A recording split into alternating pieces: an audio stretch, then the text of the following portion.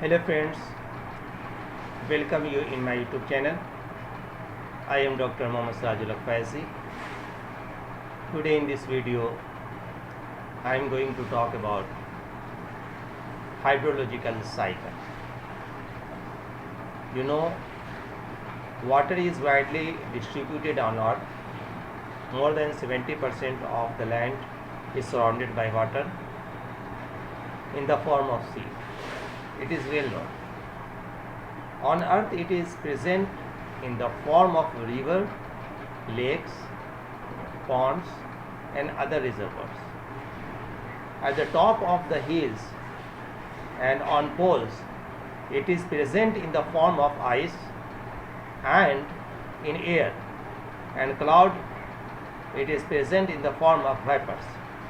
So, in ice form, in vapor form.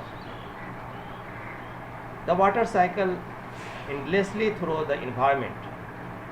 The total amount of water on our planet is immense, more than this million cubic kilometer. This water evaporates from moist surface, falls as rain or snow, passes through living organisms, and return to the oceans in a process known as hydrological cycles. And that is very important, hydrologic cycles. Plants play an important role in hydrologic cycle, absorbing groundwater and pumping it into the atmosphere by transpirations. In tropical forest, as much as 75% of annual precipitation is returned to atmosphere by plants. Solar energy drives the hydrologic cycle by evaporating surface water, which become rain and snow. Because water and sunlight are unevenly distributed around the globe, water resources are very uneven. In the Chilean desert, the instance no rain has filled in recorded history. So friend, most of the dearest area are in the high pressure bands of deserts. Mountain also influence moisture distribution. The windward side of mountain ranges, including the Pacific Northwest and flanks of the Himalayas, are typical wet and have large river on the leeward side of the mountain. In area known as rain shadow, dry conditions dominate and water can be very scarce. Friend, thus the principal supply mechanism of fresh water is the global hydrological cycle. The water evaporates from oceans, resulting in the formations of clouds. Under suitable conditions, these clouds are responsible for precipitation and water supply through hydrological cycle. The latent of water plays an important role in the evaporations of water and conditions as rain. In summer or hot days, snow melts, the melted water goes to rivers, forests, irrigates lands. The surplus water goes to oceans.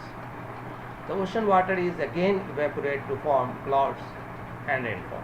Thus, water cycle is continued in environment. Precipitation is the result of gravitational pull on the vapor in the atmosphere. The precipitation occurs in various forms. These are drizzles, rain, snow, dew, and frost, sleets, and hails. Drizzles involves minute drops appear as to floats in air. Rain is drops of liquid water which are larger than drizzles and also heavier. Snow is the moisture as solid state, and dew, frost, are formed due to condensation of moisture directly on surface of object, plants, animals, soil, etc. Sleet is the form of small grains or pellets of ice, where hails consist of balls or lump of ice. Snow is injurious to plants, breaks tender branches, flowers, fruits. Hails and sleet also cause similar damage. So friend, the annual precipitation in India, leaving South America, is higher than other countries. Thus India can be said to one of the richest country in the world so far as water resources or annual rainfall is concerned. But alas that in the spite of abundance of this heavy rainfall, people in this country are thirsty for water, and about one-third population quench their thirst from polluted lakes, ponds and other dirty sources. So friends, hope this video will be helpful to you. If you want to write small notes on hydrological cycle, you can use this material. So friends, hope this video will be helpful to you. If you like this video, then subscribe my channel, and thanks for watching.